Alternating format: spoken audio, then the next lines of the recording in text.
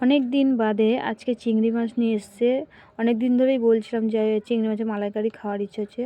তো আজকে চিংড়ি মাছ নিয়ে চলে এসেছে। চিংড়ি মাছগুলো কেটে উপরে যে নোংরাগুলো থাকে সেগুলো বের করে দিয়ে নুন হলুদ মাখিয়ে কাটি গিঁথে রেখে দিয়েছিলাম। তারপরে আমি এখানে একটা মিক্সির বোল নিয়েছি। মিক্সির বোলেতে কিছুটা পেঁয়াজ, কাঁচা লঙ্কা, আদা রসুন ভালো করে বেটে নেব।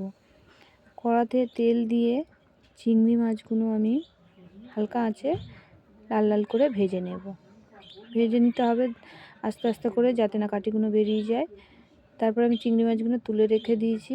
ওই কড়াতে আবারও অল্প করে তেল দিয়ে গোটা এলাচ আর তেজপাতা দিয়ে ভালো করে একটু লাল লাল করে ভেজে নেব। তারপরে মশলা বাটাটা দিয়ে দিলাম, দিয়ে ভালো করে কষিয়ে নিয়ে আর টমেটোর ছোটো ছোটো করে পিস করে রাখা দিয়ে দিলাম। দিয়ে আবারও ভালো করে নাড়াচাড়া করে একটু নুন হলুদ আর এখানে দিয়েছিলাম কাশ্মীরি লঙ্কার গুঁড়ো আর ধনে গুঁড়ো, জিরে গুঁড়ো, সামান্য একটু চিনি দিয়ে ভালো করে মশলাটাকে কষিয়ে নেবো অল্প একটু জল দিয়ে।